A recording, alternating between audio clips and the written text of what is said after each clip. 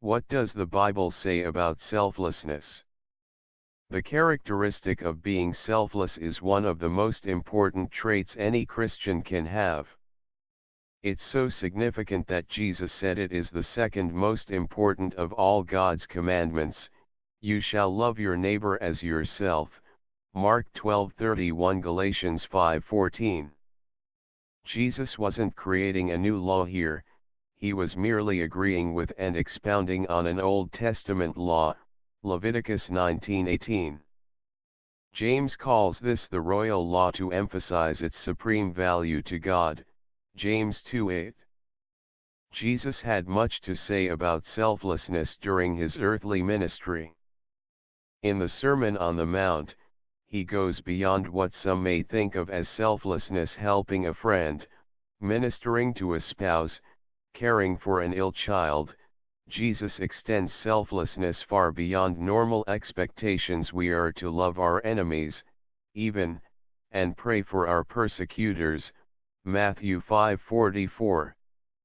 Jesus taught that it's easy to love a friend or a spouse, even unbelievers do that, Matthew 5:47.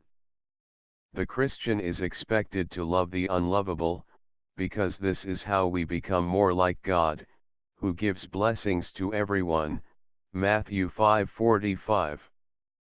It's a difficult thing to lay aside hurt feelings and wounded hearts, but that's part of being selfless. As in so many areas, Jesus is the ultimate example of selflessness. In coming into this world, he made himself nothing and took upon himself the very nature of a servant, Philippians 2:7. Now, as followers of Christ, we are to have the same mindset, Philippians 2:5. Jesus came not for his own benefit but for ours. He came to minister to us and die for us.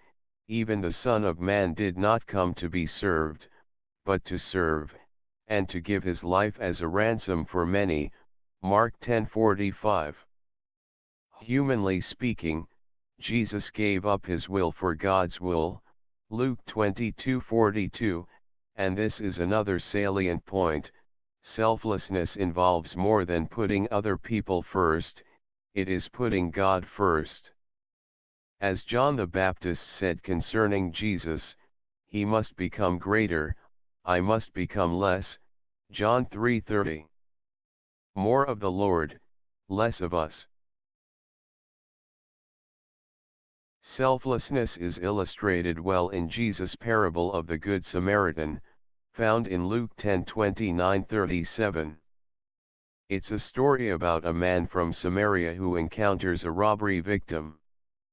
The Samaritan has compassion on this man, who had been stripped, beaten, and left for dead, Luke 10:30. The Samaritan immediately puts his own plans on hold and tends to the man's wounds, Luke 10:34. Not only does the Samaritan give selflessly of his time and his sympathy, but he gives selflessly of his assets. The Samaritan places the wounded man on his own animal, takes the man to an inn, and takes care of him there, Luke 10:34-35.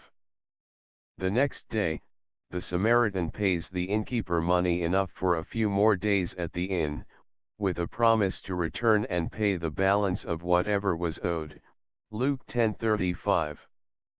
Jesus' story reveals the Samaritan to be selfless in numerous ways.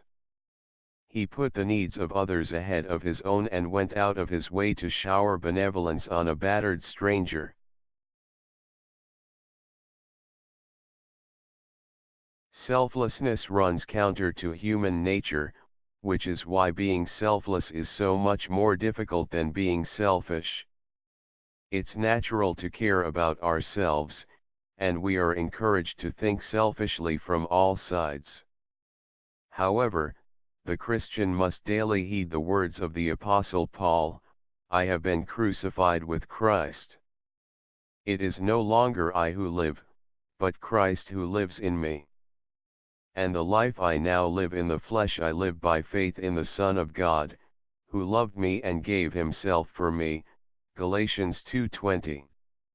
No believer, young or old, can live a selfless life without a constant abiding in the Lord Jesus Christ, for it is only through him that our attitudes can be changed and molded toward unselfish behaviors.